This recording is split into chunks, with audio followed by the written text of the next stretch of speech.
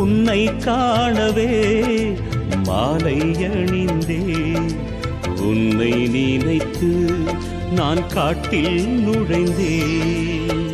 கரிமலை ஏற்றத்தில் கண்கள் சிந்தும் கண்ணீரும் சரணங்கள் பாடுது ஐயனே.